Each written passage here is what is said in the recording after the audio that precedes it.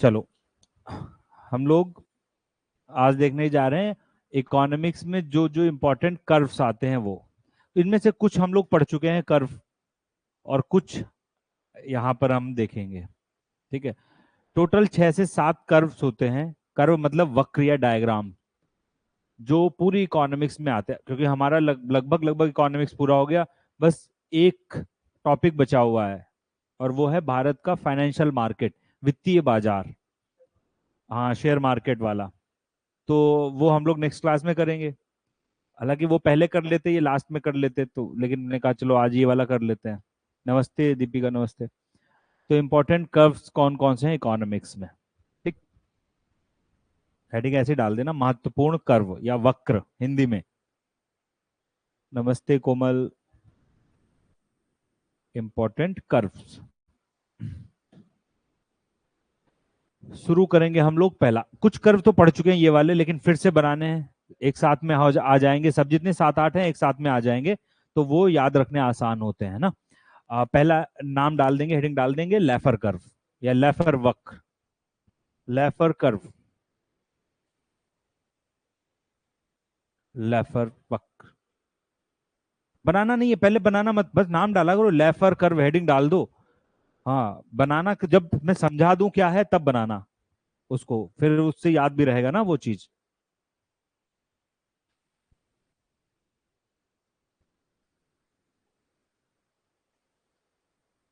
देखो, Laffer curve क्या करता है, हमको टैक्स रेट या बोलते हैं टैक्स की दर। क्या होगा टैक्स रेट का मतलब?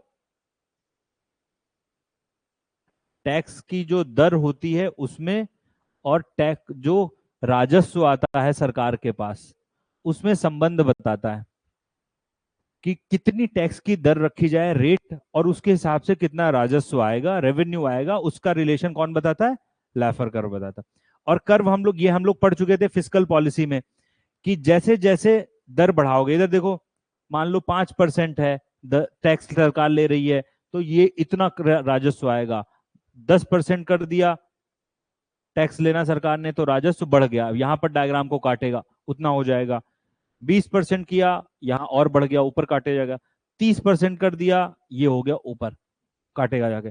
30 से 40% कर दिया, फिर ये कम होने लगेगा। अब सरकार के पास ज्यादा राजस्व नहीं देगा जाएगा। एक संतुलित दर के बाद में अगर अधिक रेट बढ़ाया जाएगा, तो लोग टैक्स चोरी करना शुरू कर देंगे, टैक्स अवॉइड करना शुरू कर देंगे। टैक्स इवेजन हम लोगों ने पढ़ा था, वो टैक्स को छिपाना शुरू कर दे। लोग भी टैक्स तब देने के लिए तैयार हो जाते हैं जब ऑप्टिमल, मतलब एक संतुलित मात्रा का कर हो, जिसको वो दे सकते हैं आसानी से। 5 10% सरकार ले, लोग दे देंगे, कोई दिक्कत नहीं। क्यों भाई इलीगल काम करेंगे टैक्स छुपा के? कोई नहीं करेगा। सब चाहेंगे भाई 10% सरकार लेना चाहती, दे दो, कोई कोई फर्क नहीं पड़ता। अब सरकार कहे नहीं, हमें 30% दे दो, 40% दे दो, जितना कमा रहे हो, तो लोग कहेंगे भैया हम इतना कमा ही नहीं रहे हैं, झूठ बोल देंगे। ठीक है, रिसिप्ट ही तो बदलनी होती, इसलिए देखो जो बड़े बड़े डॉक्टर्स हैं, इंजीनियर्स हैं, जो वकील हैं, एडवोकेट, वो अपनी इनकम ही नहीं दिखाते, बहुत कम दिखाते हैं। और सबको पता है एक एक डॉक्टर एक एक दिन में लाखों कमाता है। 100 पैसे, 1000, 1500 रुपए तो फीस है, 1000 1500।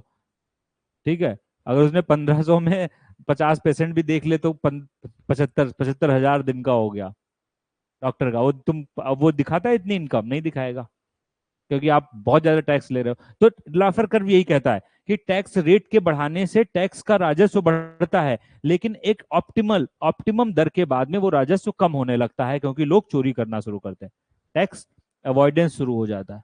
हमें बस, अब समझ गए, पहले वो लाइन लिख देंगे, फिर लाफर कर्व बना देंगे ऐसे बस, या पहले बना दो फिर लिख दो कि टैक्स की दर के बढ़ने से पहले तो राजस्व बढ़ता है।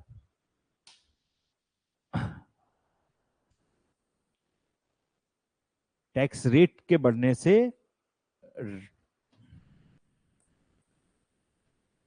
टैक्स की दर के बढ़ने से राजस्व इंक्रीज होता है। बट एक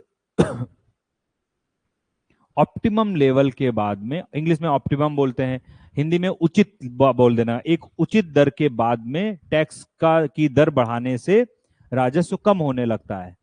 बिकॉज, क्योंकि लोग टैक्स देना कम कर देते हैं। टैक्स इवेजन और टैक्स अवॉइडेंस, ये हम लोगों ने पढ़ा था। कर अपवंचन और कर परिहार या चोरी, जिससे लोग टैक्स बचाने लगेंगे।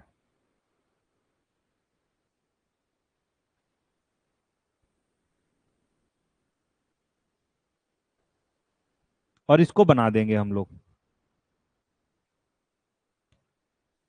और यहां पर बस लिख देंगे ऑप्टिमम रेट। इस पे लिख देंगे ऑप्टिमम, मतलब उचित कर। उचित कर से जब ज्यादा बढ़ेगा तो राजस्व कम होने लगेगा, उस उचित कर के दायरे में रहेगा तो राजस्व ऊपर की तरफ जाएगा, बढ़ेगा। वरना ये राजस्व नीचे की तरफ चल देगा, इधर की तरफ, या इधर तो ऊपर की तरफ जा रहा है। हाफ हाफ में बनाना, इस हाफ में कुछ अलग लिखना पड़ेगा, इस हाफ में अलग लिखना पड़ेगा ना। ये उचित दर है, ऑप्टिमम रेट है, इसलिए टैक्स रेवेन्यू बढ़ेगा।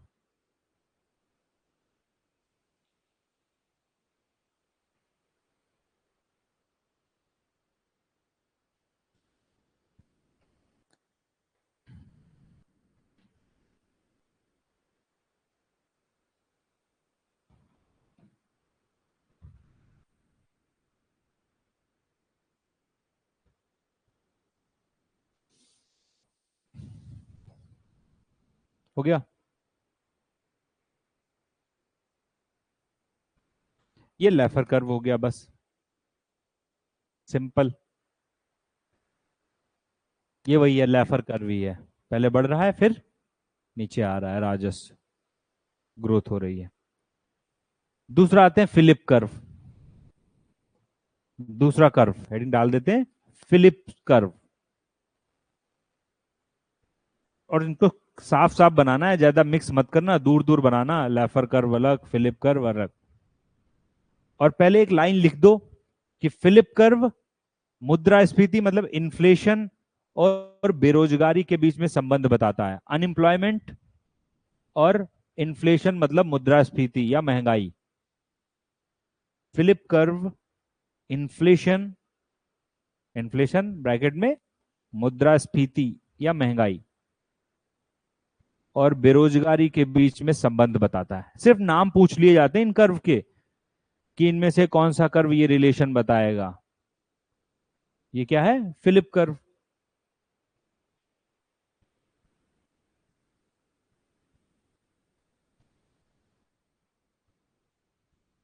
देखो, ये भी हम लोग पढ़ चुके हैं, पहले इसको थोड़ा सा समझना भी पड़ेगा। फिलिप कर्व को देखो,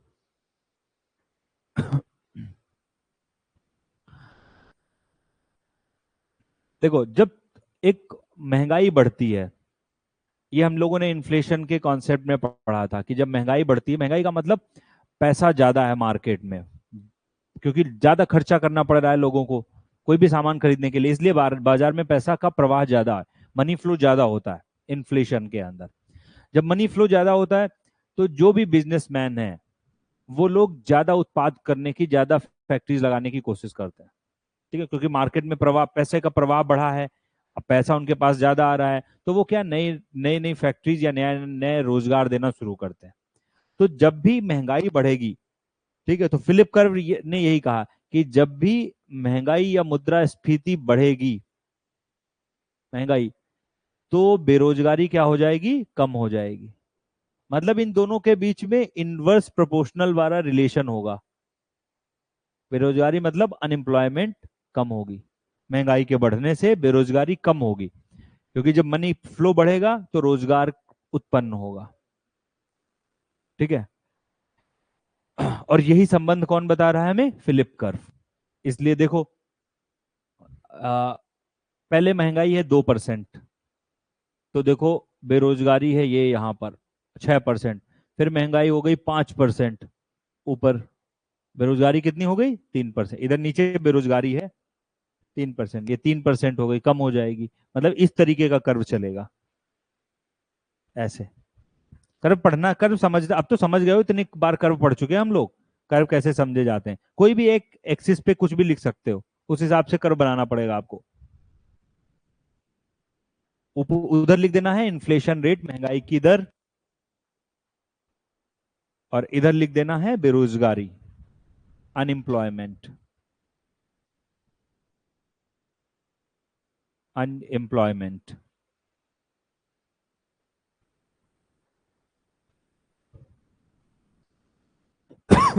सॉरी, अनएम्प्लॉयमेंट।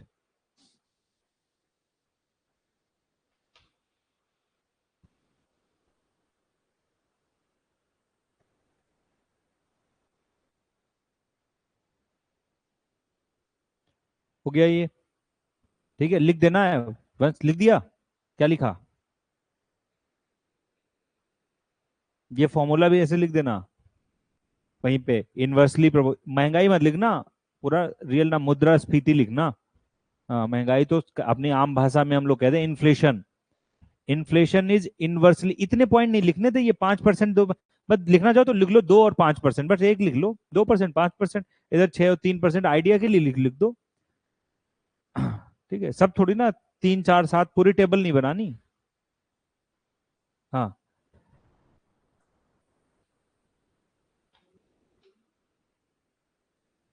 ये दूसरा कर्व हो गया। ठीक।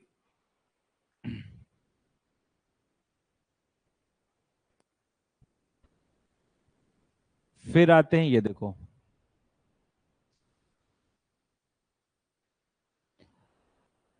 ये खाली सिर्फ नाम के लिए और कोई कर्व नहीं है, सबको पता होता है ये वाली चीज। इधर देखो,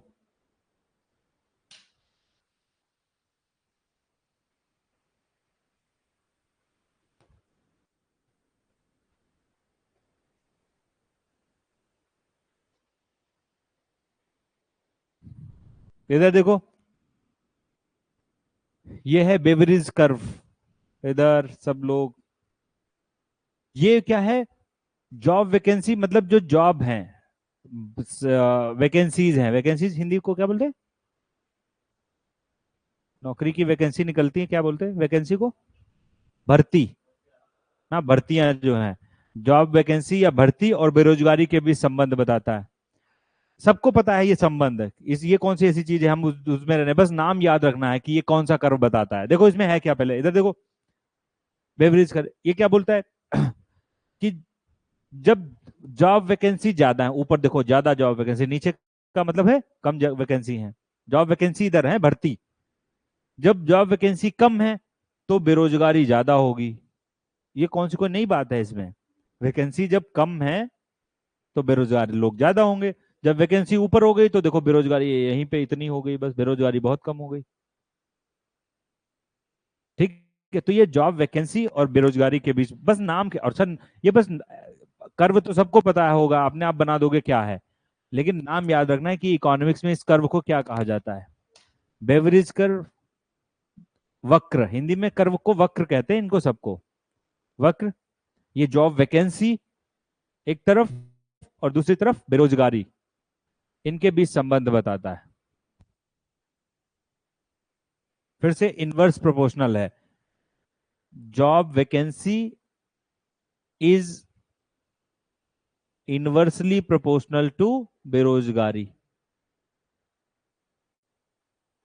जब जॉब वैकेंसी ज्यादा होंगी तो बेरोजगारी कम होगी, जब जॉब वैकेंसी कम होंगी तो बेरोजगारी ज्यादा होगी, इनवर्स रिलेशन है बस। ये फॉर्मूला बना के जरूर लिख दिया करो, उससे याद रहता है।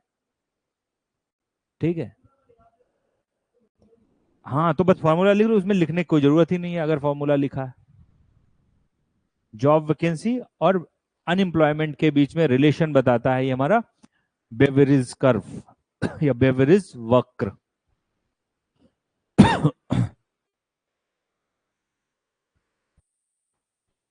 नमस्ते दीपाली, नमस्ते।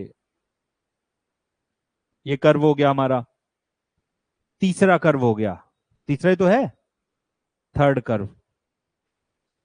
चलो अगले पे चलते हैं हम लोग, बहुत important, Lorentz curve.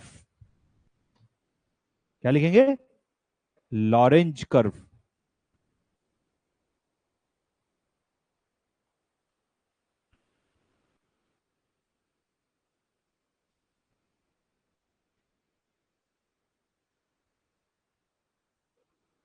Lorentz curve inequality के बारे में बता, पहले ऊपर लिख दो लॉरेंज कर्व, ये बहुत नाम पूछा जाता है कि कौन सा वक्र है जो असमानता के बारे में बताता है हमें। इनइक्वालिटी के बारे में, असमानता के बारे में बताएगा। वो कौन सा कर्व है? Lorentz curve.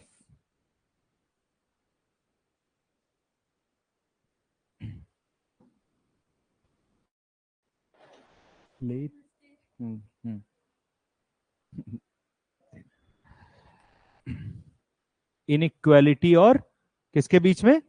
खाली असमानता के बारे में। इसको थोड़ा समझना पड़ेगा, तब ये लॉरेंज कर्व समझ में आएगा। थोड़ा इधर देखो सब लोग कि इस कर्व में है क्या। नहीं, एक कर्व और था, लॉरेंज एक ही है। चलो देखो इधर, लॉरेंज कर्व में क्या है? अच्छा, असमानता सबको पता है, इनइक्वालिटी क्या है?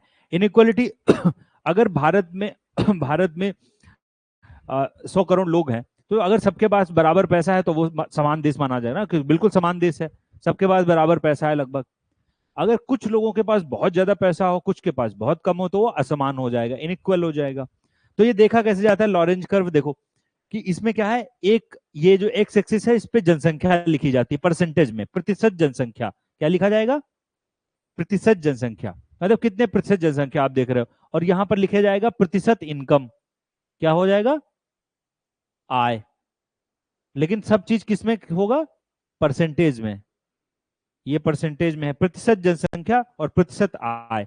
अब अपने आप सोचो, लिखना कुछ मत सिद्धा, अभी पहले इसको समझ लो कि अगर भारत में 10% आबादी के पास में 10% आय हो, पूरे भारत में जो आय एक साल में हुई है, तो 10% आबादी को 10% आय मिली है, तो इसका मतलब वो बिल्कुल परफेक्ट है देश।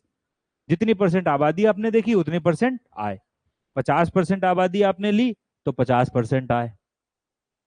तो इसका मतलब बिल्कुल समान देश है, उस देश में समानता बहुत अच्छी है, जितनी आय हो रही है सब में बराबर बट रहा है, उतना परसेंट। अगर यही 10% आय जो पॉपुलेशन आप देखो, ये जनसंख्या देख रहे हैं हम, 10% जनसंख्या के पास में 90% आय जा रही है, इसका मतलब वहां बहुत असमानता होने लगेगी धीरे धीरे, क्योंकि इनकम ज्यादा जा रही है उधर। ठीक है, तो होता क्या है इधर समझना कि अगर ये जनसंख्या वाला प्रतिशत था और उधर क्या है? आय वाला परसेंटेज है। अरे यार, आय। अब देखो, अगर ये वाली लाइन है, ये ऐसे लाइन जा रही है 45 डिग्री वाली लाइन, बिल्कुल सीधे 45 डिग्री वाली लाइन का मतलब होता है कि उस देश में परफेक्ट इक्वालिटी है। मतलब अगर आपने 20% जनसंख्या देखी, तो उसके पास 20% आए। 40% देखी तो 40% आए। 60% जनसंख्या देखी, 60% आए। देखो बिल्कुल बराबर बराबर। इसका मतलब वो देश बिल्कुल परफेक्ट समानता वाला देश है। तो 45 डिग्री वाली लाइन हमेशा परफेक्ट इक्वालिटी को दर्शाती है। ठीक है, तो पहले बस हम इसमें दो कर्व बनाने पड़ेंगे। हमें पहले बस इतना कर्व बनाना है, बीच वाली लाइन खींचनी है बस, एक ऐसे 45 डिग्री वाली लाइन। और नीचे लिखने परसेंट पॉपुलेशन, ऊपर ऊपर लिखना है percentage I, income. Sorry, percentage population and percentage income.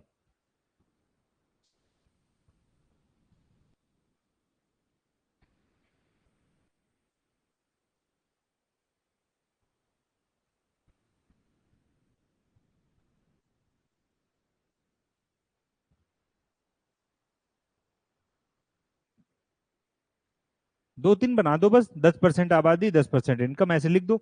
और इस लाइन पे लिख देना, ये परफेक्ट इक्वालिटी वाली लाइन है, बिल्कुल समानता।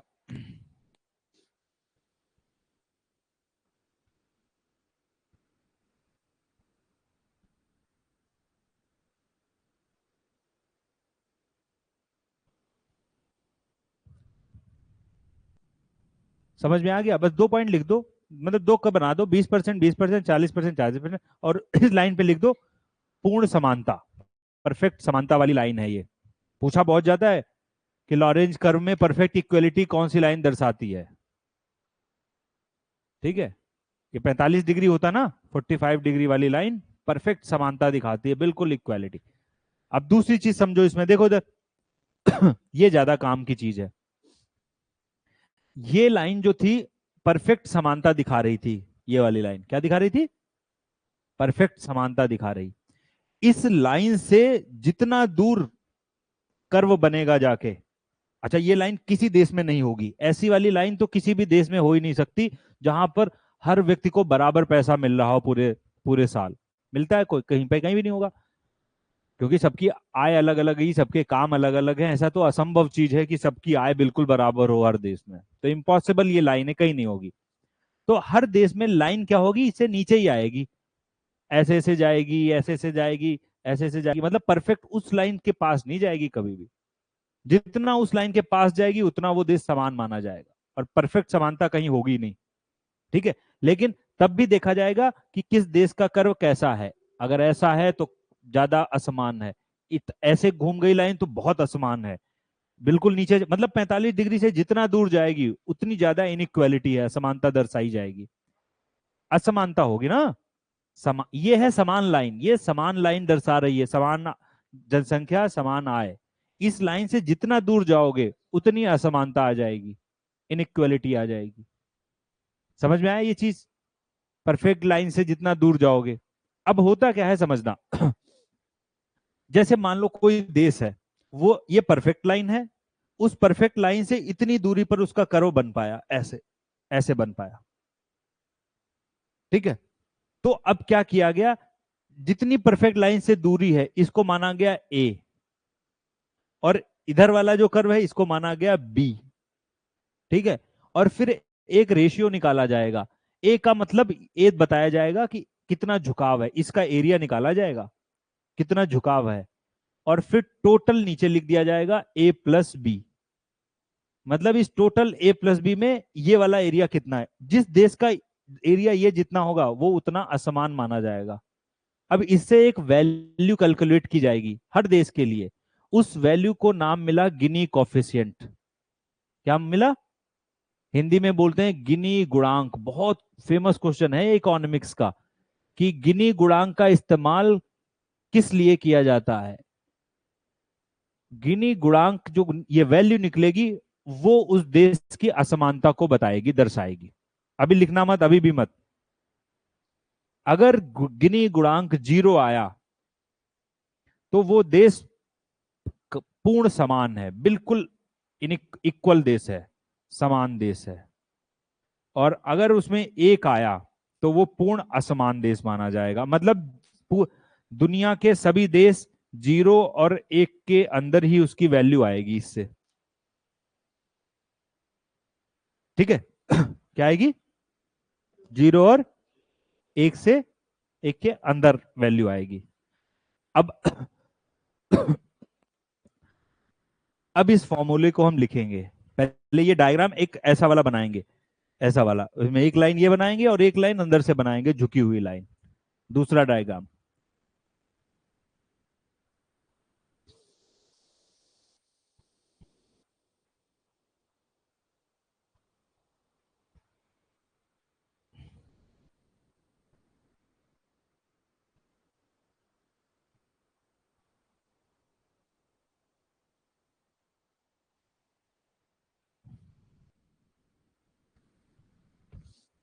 परफेक्ट इक्वल क्या दर्शाता है? 0 को। अब अपने आप देख लो इधर वाला, अगर देखना चाहो।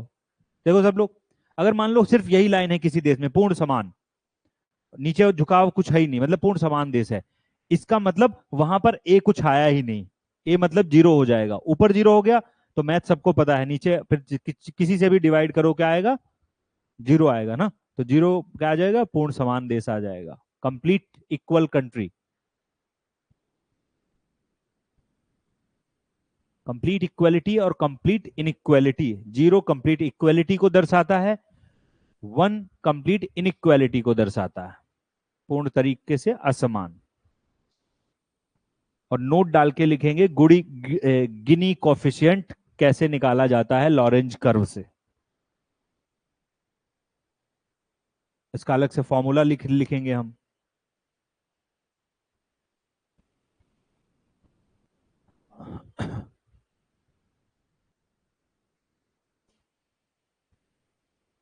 लिख दिया, ए अपॉन ए प्लस बी।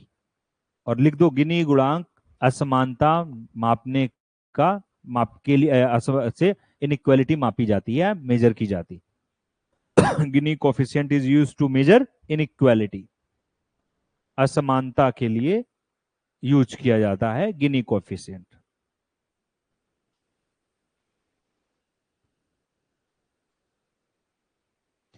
भारत में गिनी की वैल्यू आती है 0.402।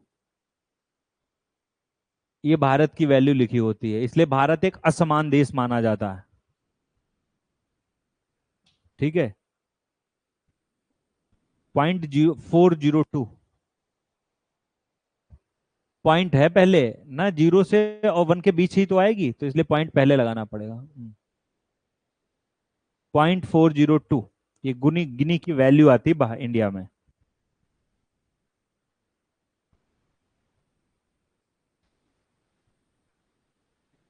एक वर्ड इनइक्वालिटी लैब है पेरिस में। कहाँ है?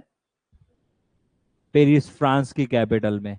ये हर साल वर्ड इनइक्वालिटी रिपोर्ट निकालती है, विश्व असमानता रिपोर्ट। ये नोट डाल के लिखेंगे, लिखेंगे बिल्कुल अलग से। वर्ड इनइक्वालिटी लैब, वर्ड का मतलब विश्व असमानता लैब। कहाँ स्थित है ये? पेरिस में। इनइक्वालिटी रिपोर्ट ये हर साल विश्व असमानता, जो इंग्लिश में लिखना है वही, वर्ड इनइक्वालिटी रिपोर्ट निकालती है। असमानता रिपोर्ट। इसके अनुसार भारत में जो 10% जो अमीर लोग हैं, उनके पास भारत की 77% वेल्थ है। वेल्थ मतलब धन। कितना धन है?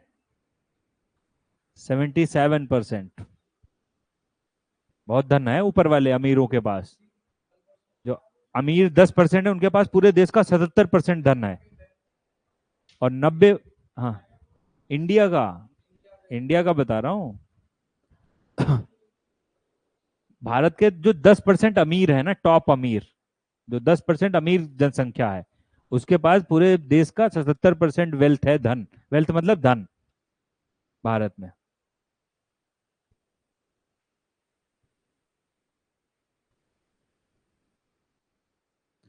तो ये नई नई चीजें बताती रहती है, वो हमें खैर काम की, वो तो अगर किसी को इंटरेस्ट होता है तो वो साल लिखे हुए समझे। ठीक है, बस ये हमारा लॉरेंज कर्व वो गिनी कोफिशिएंट के बारे में हो गया, गिनी गुणांक के बारे में, जो इनइक्वालिटी को दर्शाने वाला कर्व है। इसके बाद आते हैं हम लोग कुजनेट कर्व। क्या? तेज बोलो। कहां पहुंचा दोगे लॉरेंज कर्व को? नहीं, समानता, ये समानता वाली लाइन, उसके ऊपर कैसे ले जाओगे? समानता से ऊपर भी कोई चीज है, कैसे ले जाओगे समानता में? कोशिश करो, कोशिश करो बनाने की तुम लाइन। परफेक्ट लाइन से ऊपर तुम कैसे ले जाओगे? हाँ, चलो। हाँ, कुजनेट कर्व क्या है? कुजनेट, ये एक साइमन कुजनेट अर्थशास्त्री थे, सब अर्थशास्त्री हैं, उनके नाम से ये कर्व हैं सब, इनके नाम से है ये कुजनेट कर्व। नहीं नहीं, ये भी है। ये असमानता और प्रति व्यक्ति आय के बीच संबंध बताता है ये कर्व। लिख लेना, पहले लाइन लिख लेना। इनइक्वालिटी एक तरफ लिखा है, और प्रति व्यक्ति आय, पर कैपिटा इनकम के बीच में संबंध बताने वाला कर्व कौन है? Kuznets curve. कुजनेट पहले लिख लिया, फिर लिखो ये असमानता, इनइक्वालिटी और प्रति व्यक्ति आय के बीच में संबंध बताता है। पर प्रति व्यक्ति आय के बीच में संबंध बताता है। देखो, आसान है ये कुजनेट कर्व। इधर सब लोग देखो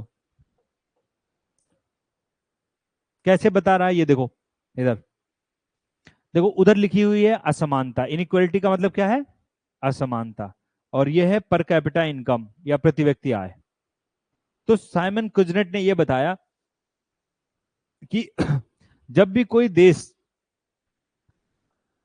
गरीब देश होगा या अल्प विकसित देश, जैसे भारत है, आजादी के बाद सोचो, भारत अल्प विकसित था, अब भारत विकासशील देश कहलाता है, डेवलपिंग। ठीक है। तो उन्होंने बोला कि जैसे ही कोई देश गरीबी से अमीरी की तरफ बढ़ना शुरू होगा तो पहले वहां असमानता बढ़ेगी। उन्होंने पहले बता दिया कि पहले असमानता बढ़ेगी और बाद में असमानता कम होने लगेगी अपने आप। क्योंकि पहले इसलिए बढ़ेगी, शुरुआत में जब उद्योग उद्योग लगाए जाएंगे तो पैसा कुछ लोगों के पास जाएगा, और जब कुछ लोगों के पास पैसा पहुंचेगा तो फिर सरकार को टैक्स मिलना शुरू होगा, फिर सरकार शिक्षा स्वास्थ्य की सुविधाएं देना शुरू कर पाएगी, तो जो गरीबी में लोग हैं वो भी धीरे धीरे निकलना शुरू करेंगे, उनकी भी आय बढ़ना शुरू होगी।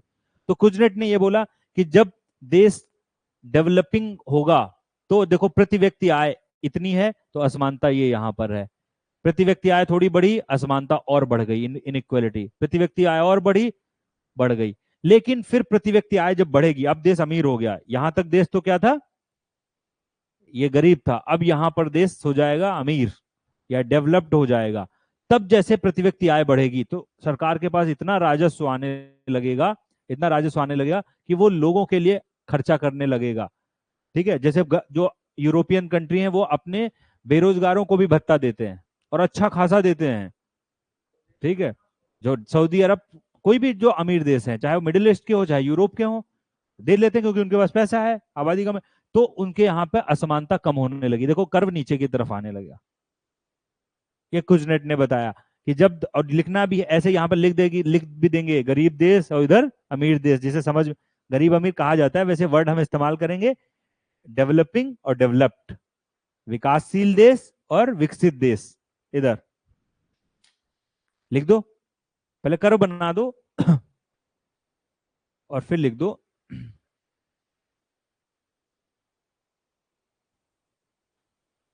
देखो यहां पर आय के बढ़ने से ये डेवलपिंग कंट्रीज का कर्व है और ये विकसित देशों का होगा या डेवलप्ड का।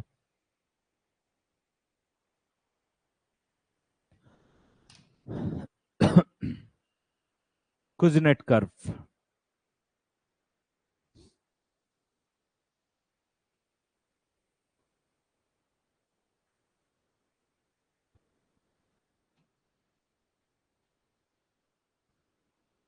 हो गया साइमन कुजनेट का कर्व।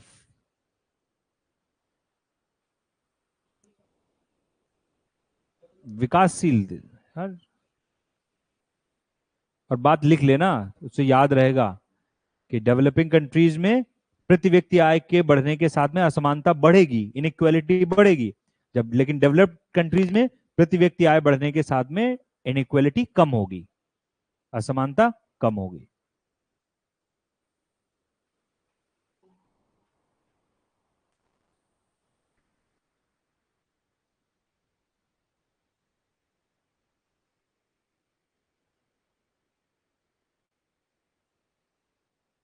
चलो अगला, डेवलपिंग और डेवलप्ड बोला था, विकास, विकसित और विकासशील। हाँ, पहले प्रति व्यक्ति आय बढ़ने से असमानता बढ़ती है और फिर प्रति व्यक्ति आय के बढ़ने से असमानता कम होगी। सेम कुजनेट का एक और कर्व है, कुजनेट का ये कर्व लिखा है, कुजनेट का एक और कर्व है, वो वही सेप बिल्कुल वैसे ही, वो प्रदूषण और प्रति व्यक्ति आय के बीच संबंध बताता है, वही चीज, और उसी आदमी का कर्व है। लिखना पहले समझ लेंगे, देखो उसमें कुछ अलग से बनाने वाला भी नहीं, वैसे अलग से बना देंगे तो हमें ज्यादा अच्छा रहेगा। देखो उसने बोला कि जब कोई, फिर से वही चीज है, जब कोई विकासशील देश होगा शुरुआती दौर में, तो जब उसके यहाँ प्रति व्यक्ति आय बढ़ेगी तो तभी बढ़ेगी जब वो फैक्ट्रियां फैक्ट्रियां लगाएगा, उद्योग लगाएगा। अब उद्योग लगाएगा तो प्रदूषण होगा। तो उसने बोला, देख लो सर दर, ये भी रह जाएगा, जल्दी से देखो, देखो इसने क्या बोला, ये उसी आदमी का, साइमन कजनेट का ही पर्यावरण का कर्व है। उसने बोला कि जब विकासशील देश होगा तो जब प्रति व्यक्ति आय, यही है, प्रति व्यक्ति आय बढ़ेगी तो क्या होगा, प्रदूषण होगा, क्योंकि फैक्ट्री उद्योग सब कुछ लगेगा तभी आय बढ़ेगी। तो इसलिए देखो प्रदूषण उधर लिखा है, प्रदूषण बढ़ेगा, प्रति व्यक्ति आय प्रदूषण, आगे बढ़ी प्रति व्यक्ति आय और प्रदूषण बढ़ा और बढ़ा और बढ़ा। लेकिन फिर उसने बोला जब वो देश डेवलप्ड हो जाएगा, विकसित हो जाएगा, तो वो क्या करेगा, उसके पास पैसा हो जाएगा क्लीन एनर्जी पे खर्च करने वाला, फिर वो अपने देश में सौर ऊर्जा, विंड एनर्जी, इलेक्ट्रिक बसेस, इन सब पे खर्चा कर सकता है। ठीक है, तब उसके यहाँ प्रदूषण कम होने लगेगा। तो इसलिए जो डेवलप्ड कंट्री होगा उसके यहाँ देखो प्रदूषण नीचे की तरफ जाने लगे, डेवलपिंग में ऊपर की तरफ जाएगा। ठीक है, तो उसने बताया प्रति व्यक्ति आय के बढ़ने से डेवलपिंग कंट्रीज में तो शुरुआती दौर में प्रदूषण बढ़ेगा, लेकिन डेवलप्ड कंट्रीज में प्रदूषण कम होने लगेगा, क्योंकि वो स्वच्छ ऊर्जा पर या बाकी चीजों पर खर्चा कर सकते हैं, उनके पास आय अच्छी हो जाती। वही उसी आदमी का है, एक तो पहले असमानता थी, अब उसकी तो उस तरफ क्या हो गया, प्रदूषण हो गया। प्रशांत आया समझ में? हाँ लिख दो। इतना कहानी नहीं लिखनी, बस वैसे लिखना है, उधर प्रदूषण, नीचे प्रति व्यक्ति आय। और आधा कर्व फिर से ये किसके लिए है, भारत जैसे देशों के लिए है, विकासशील देशों के लिए, कि विकासशील देशों में पर कैपिटा इनकम बढ़ने के साथ में पॉल्यूशन बढ़ेगा, जबकि विकसित देशों में पर कैपिटा इनकम बढ़ने के साथ में पॉल्यूशन का स्तर कम होगा, पॉल्यूशन लेवल कम होगा।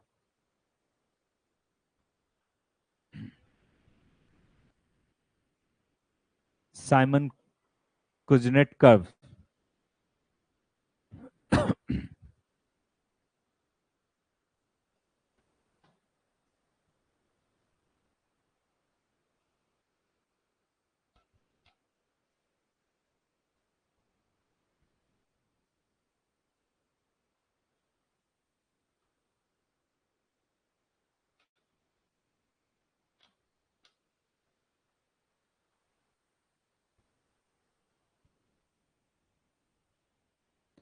ये हो गया।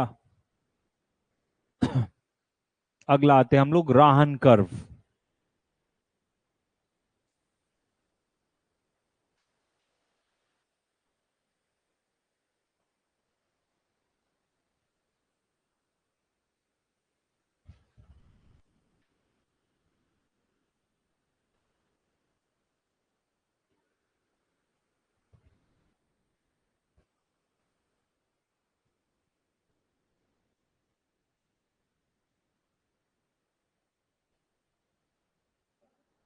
पहले हाँ राहन कर्व नाम लिख दो, राहन बोलते हैं इंग्लिश हिंदी में, राहन कर्व,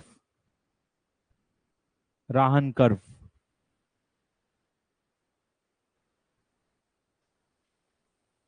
राहन वक्र क्या बता रहा है इधर देखो,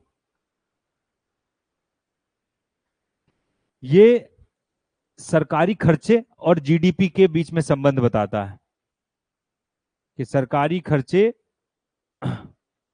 और विकास दर इधर है। चलो इधर कर देते हैं हम लोग। अच्छा एक और तो बना है, चलो वही एक ही चीज है वो। देखो ये है इकोनॉमिक परफॉर्मेंस, का मतलब है विकास दर, या इसको ग्रोथ भी लिख सकते हो हम, जीडीपी ग्रोथ या जीडीपी ग्रोथ इधर। और दूसरी तरफ है गवर्नमेंट स्पेंडिंग, सरकारी खर्चा।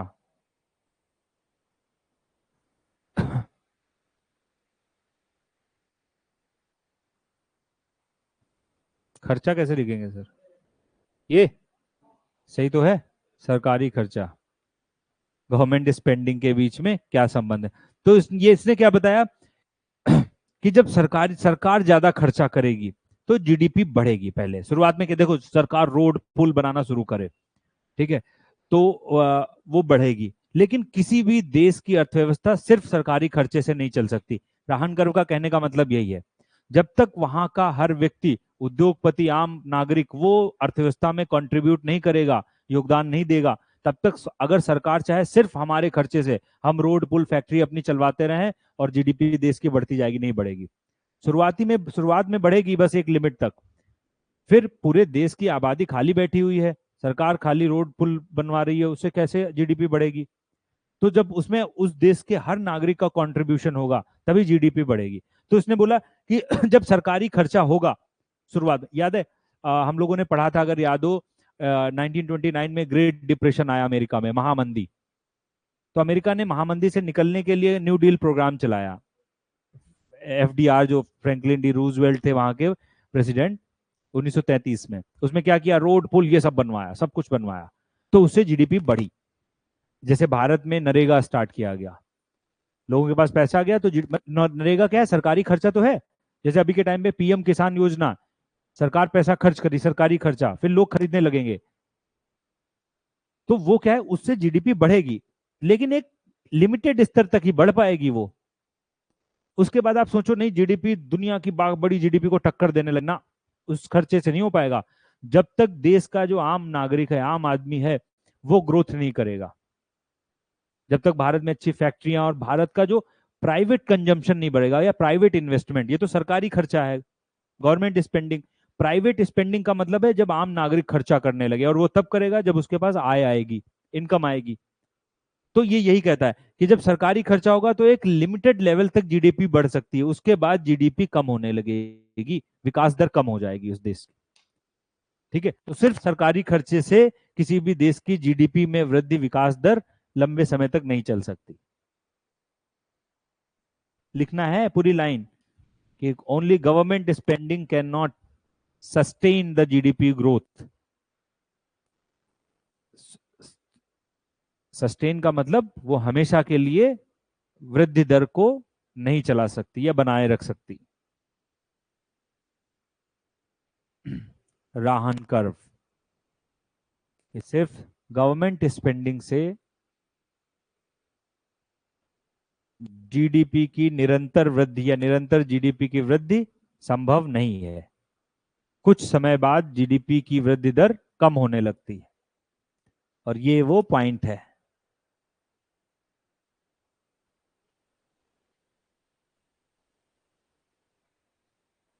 हाँ, अब बना दो बस। उधर वृद्धि दर जीडीपी ग्रोथ लिख दो, इधर इधर लिख दो गवर्नमेंट स्पेंडिंग परसेंटेज में, सरकारी खर्च या निवेश, कुछ भी लिख दो। लिखा है पुष्पेंद्र को, जीडीपी ग्रोथ और इधर गवर्नमेंट स्पेंडिंग, सरकारी खर्चा।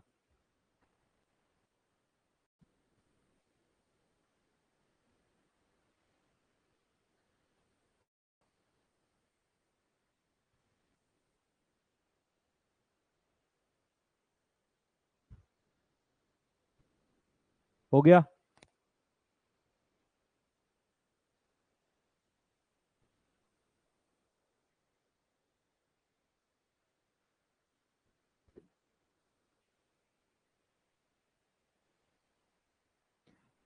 एंजल कर्व, अगला कौन सा कर्व है?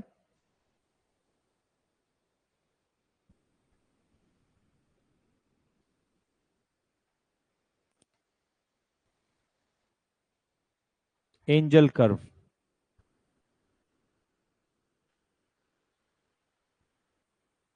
एंजल कर्व आय और व्यय के बीच में खर्चा बताता है, इनकम और एक्सपेंडिचर पर, आय और व्यय के बीच में, घरेलू, घरेलू या डोमेस्टिक लिख लो, डोमेस्टिक इनकम और डोमेस्टिक एक्सपेंडिचर, जो हम लोगों की आय और हम लोगों का खर्चा होता है, घरेलू आय और घरेलू व्यय के बीच में रिलेशन बताने वाला कर्व कौन सा है? Angel curve.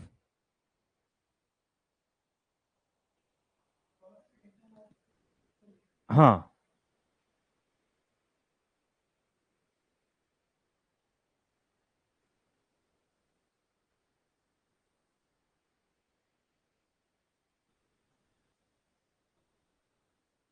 और इसमें हमें दो कर्व समझने हैं।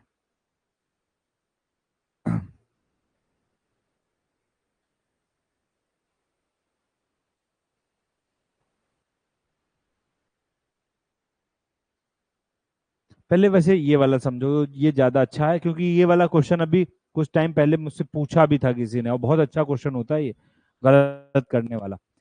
इसको समझ जैसे मान लो किसी की, ये इधर लिखी हुई आय, छोटा डायग्राम है समझना, ये है आय, और इधर लिखा हुआ है व्यय या एक्सपेंडिचर। ठीक है, किसी की आय 300 रुपए है, और मान लो उसको घरेलू खर्चे में, घरेलू खर्चे की बात है, उसका घरेलू खर्चा हो रहा है 300 रुपए दिन का है, तो 50 रुपए का, कितना, 50 रुपए का खर्चा हो रहा है। फिर उसकी आय बढ़ के 300 से हो गई 400, 50 रुपए। अब उसका खर्चा जो है वो 50 रुपए से बढ़कर हो गया 60 रुपए। अब 400 से बढ़ के 500 हुई तो उसका खर्चा हो गया 80 रुपए हो गया। ठीक है। तो मैंने अपने हिसाब से बस पॉइंट लिखे हैं, ये नीचे वाले इधर। लेकिन आप इमेजिन कर सकते हो, अगर किसी की 10,000 आय है, फिर 1 लाख हो जाए, फिर 2 लाख आय हो जाए महीने की। ठीक है। उसका खर्चा भी बढ़ेगा थोड़ा। लेकिन अगर आप परसेंटेज में निकालोगे तो उसका खर्चा कम हो रहा है। एब्सोल्यूट में आपको खर्चा ज्यादा लग रहा है, परसेंटेज में कम लगेगा।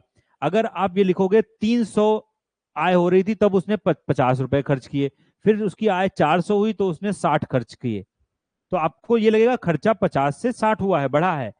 लेकिन अगर आप ये देखोगे 60 400 का कितना परसेंटेज है और 50 उसकी टोटल आय का कितना परसेंटेज है, तो आपको नजर आएगा कि आय के बढ़ने से, जब आय बढ़ती है, ठीक है, तो जो व्यय पे जो प्रतिशत खर्चा होता है, प्रतिशत परसेंटेज व्यय होता है घरेलू चूजे में, वो हमेशा कम होता है।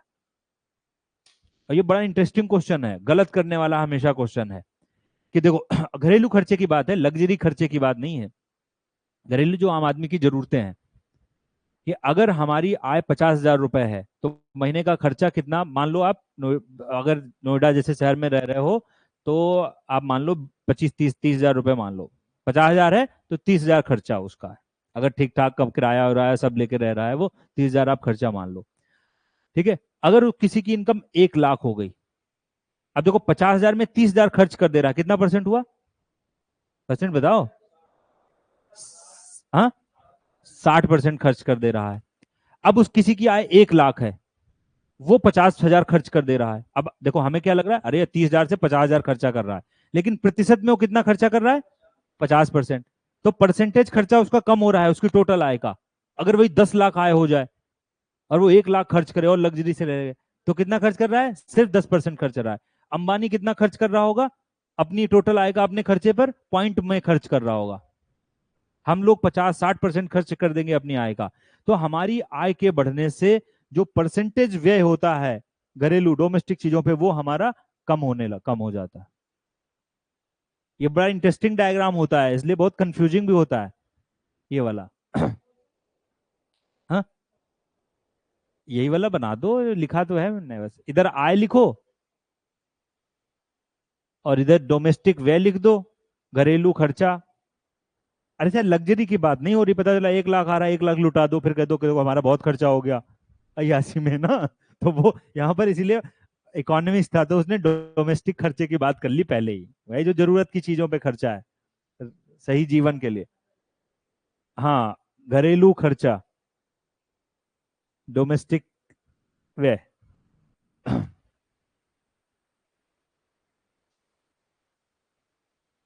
डायग्राम तो आपको समझ में आ जाएगा कि बढ़ रहा है, देखो आय के बढ़ने से खर्चा भी बढ़ रहा है, ऊपर की तरफ जा रहा है। लेकिन नोट डाल के लिखेंगे कि आय के बढ़ने से जो व्यय होता है, सॉरी क्या आर्य लिख दिया, कि इनकम के बढ़ने से व्यय जो है वो परसेंटेज व्यय में कमी आती है, या रिड्यूस होता है, कमी आती है। आय के बढ़ने से व्यय पे होने वाला प्रतिशत खर्चा कम हो जाता है।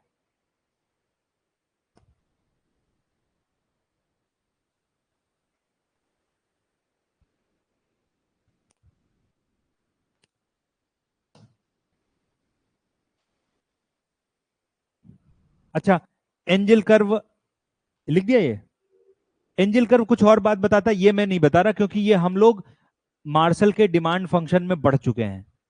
जब हमने गिफिन वस्तुएं पढ़ी थी, इंफीरियर वस्तुएं, याद है कि जब आपकी बढ़ेगी तो खर्चा कम होने मतलब वो सामान कम मांगा जाएगा। यहां पर ये सामान की बात कर रहा है, देखो आय बढ़ रही है तो जो सामान, ये इंफीरियर वस्तुएं, देखो लिखा है गिफिन वस्तुएं, ये बनाना नहीं है, इन मार्शल फंक्शन में हम पढ़ चुके हैं कि वो वस्तुएं होती हैं जिनको लोग खरीदना छोड़ देते हैं भले आय आपकी बढ़ रही है, क्योंकि फिर उनको कम निम्न स्तर का मानने लगते हैं, इंफीरियर गुड्स मानने लगते हैं। हाँ, तब भी नहीं खरीदते उनको। ठीक है, तो एंजल कर्व, उसी कर्व का इस्तेमाल इसमें भी हो जाता है ना, इसलिए हम उसको नहीं बना रहे इस चीज को।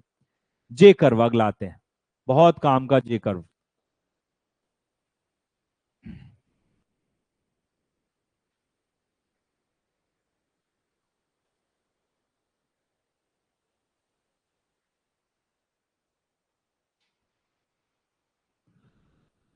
जे कर्व लिखा। और अभी कुछ दिन पहले, दो क्लास पहले, जब हम लोग एक्सचेंज रेट पढ़ रहे थे, विनिमय दर, तो उस दिन बताया था मैंने, पहले सुन लेंगे पूरा दर।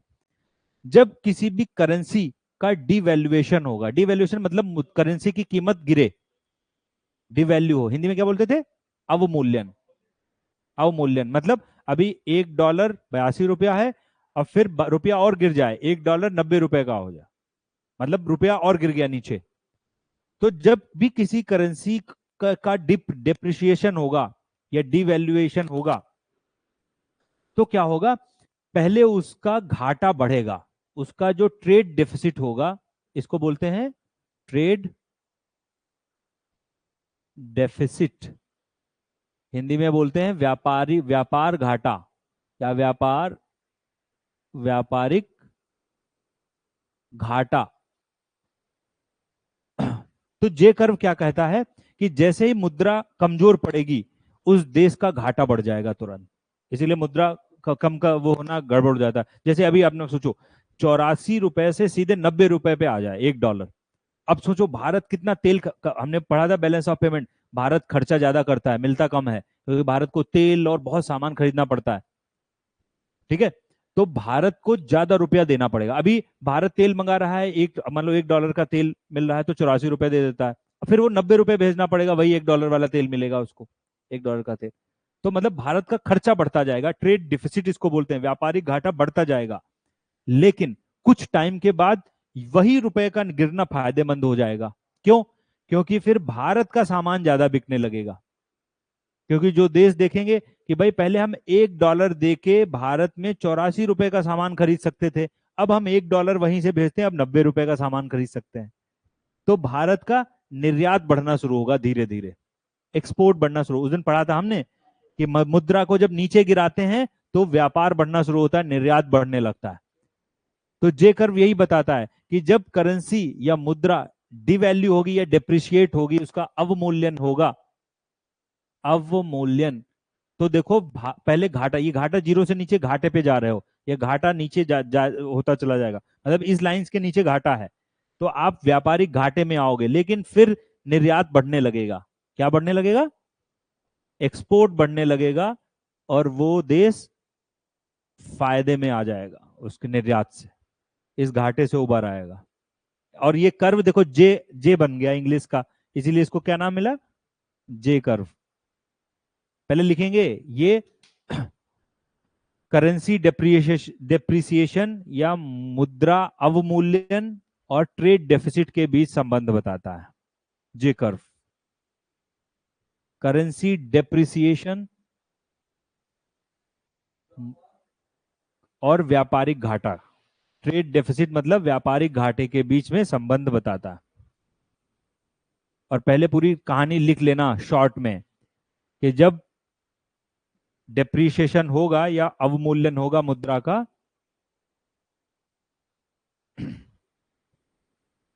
तो आयात करने में, इंपोर्ट करने में ज्यादा खर्चा करना पड़ेगा, इसलिए व्यापार घाटा होगा।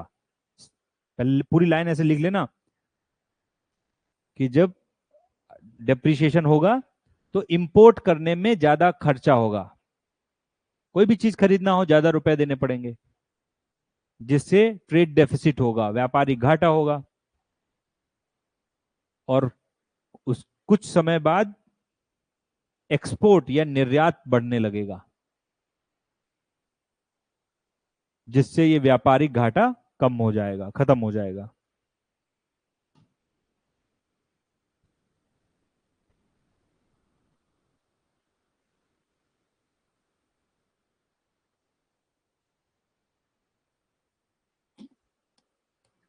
ये जे कर्व हो गया हमारा,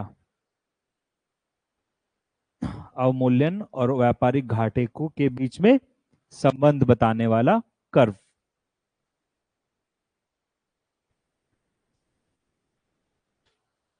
लिख दिया?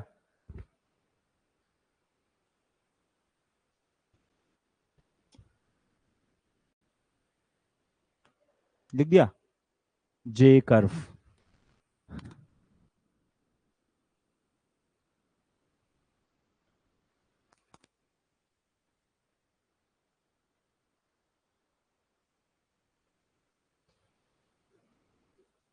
ये नीचे घाटा लिख दो, घाटा होगा, फिर लिख दो जब ऊपर बढ़ रहा है तो लिख दो निर्यात, एक्सपोर्ट बढ़ गया इसलिए घाटे से ऊपर आया ना, इस लाइन के ऊपर आ जाओगे आप।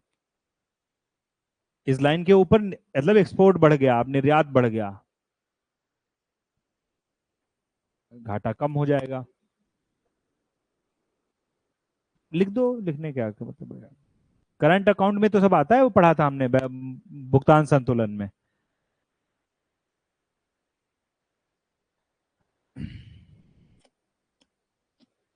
लास्ट कर्व हमारा ये है इकोनॉमिक रिकवरी के बारे में। अगर किसी भी देश में, हाँ नहीं नहीं, पहले इसको तो समझना पड़ेगा, इसकी हिंदी देख लेता हूं। आर्थिक सुधार या आर्थिक रिकवरी, सुना इधर देखो, पहले नहीं इसको समझना पड़ेगा। और ये क्वेश्चन, ये भी क्वेश्चन बहुत मैप बनाने, मैप के लिए पूछा है, मैच करने के, मैं बता रहा हूँ मैच करने के लिए पूछा जाता है, और टफ क्वेश्चन होता है ये वाला। लिखो मत अभी कुछ भी था। कि देखो, अगर किसी भी देश में मान लो मंदी आ गई, रिसेशन आ गया, मंदी आ गई, ठीक है, तो वो देश अपनी रिकवरी कैसे करेगा? रिकवरी का मतलब आर्थिक सुधार वहां पर कैसे होंगे? जिस स्पीड से आर्थिक सुधार होंगे उसी के हिसाब से उसका कर्व बनेगा। अगर बहुत स्पीड में हुआ तो वो वी कर्व रिकवरी कही जाएगी। एक साथ देखो नीचे आया उस देश की आर्थिक जो जीडीपी थी, उस देश की जो जीडीपी है एक साथ में नीचे आई है ये, और फिर एक साथ में ऊपर की तरफ भाग ली, इतना अच्छा मैनेजमेंट किया गया, तो वहां पे कर्व क्या कहलाएगा? V shape recovery. V shape recovery बहुत फास्ट प्रोग्रेस को दर्शाती है, बहुत स्पीड में उस देश में आर्थिक गतिविधियां फिर से काम में आ गई। यू शेप रिकवरी स्लो, ये देखो लिखा है ग्लोबल स्लो डाउन को दिखाती है, मतलब उसमें आप अकेले जल्दी नहीं आ सकते, बहुत मतलब देश उससे उस मंदी से गुजर रहे हैं, तो सभी धीरे धीरे आ पाएंगे। इसलिए लिखा है जो स्लो रिकवरी होती है वो यू शेप की होती है। ठीक है, देखो क्योंकि इसमें नीचे में टाइम लग गया, नीचे जब हालत खराब थी उसमें ज्यादा टाइम लग गया। फिर आती है W shape recovery. W shape recovery जो मल्टीपल फेजेस में आती है, आई, फिर थोड़ा उठे, फिर नीचे गिर गए, मतलब अर्थव्यवस्था उठी, फिर नीचे डाउन हो गई, और फिर हो गई। इसलिए मल्टीपल वेव में होती है, कई राउंड में जो रिकवरी हो पाती किसी देश की, वो क्या कहलाती है? W shape. डब्ल्यू शेप बीच में उठ रही है।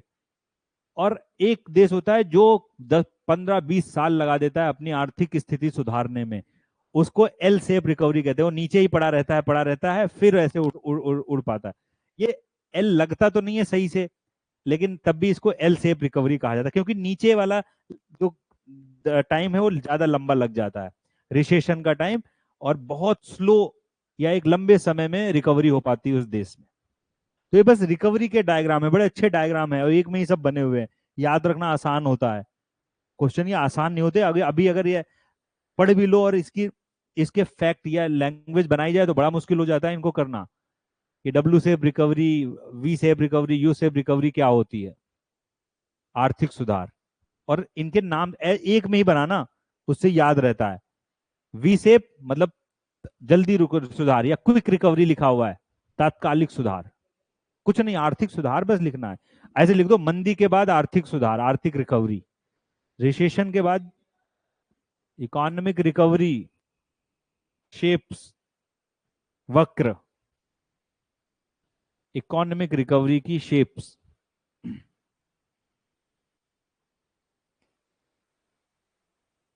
इकोनॉमिक रिकवरी शेप्स बनाया, और उस पर लिखते जाना है, वी शेप पे लिखो क्विक रिकवरी, देखो एक साथ में नीचे आया ऊपर गया, और उस पर लिखना है। और शेप थोड़ा अप और अच्छी बना लेनी है, यू को और अच्छा बड़ा बना लो, डब्ल्यू को थोड़ा वैसे बना लो। या अलग अलग बना दो, उससे भी कोई फर्क नहीं पड़ता। वी शेप ऐसा बना दो, यू शेप ऐसे, देखो ऐसे भी बना सकते हो, अलग अलग बना लो, वो भी काम चल जाएगा बढ़िया। डब्ल्यू शेप अलग रिकवरी है, और एल एल शेप ये है। हाँ, देखो ये चार बनानी है। वी शेप क्या है, स्लो लग रही है तुम्हें भी। हाँ, यू शेप, वी शेप तो क्विक रिकवरी है, हाँ। यू शेप स्लो रिकवरी है। और global melt down, global slow down लिखा हुआ है ना, वैश्विक मंदी को दर्शाती, धीरे धीरे और रिकवरी हुई है।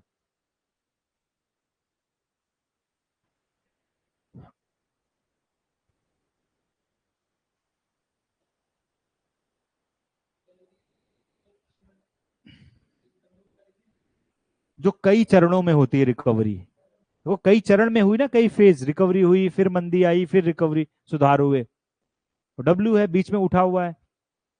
और एल शेप रिकवरी ये वाली, जो एक लंबे समय में रिकवरी हो पाती है, आर्थिक सुधार हो पाते हैं, वो एल शेप रिकवरी कहलाती है।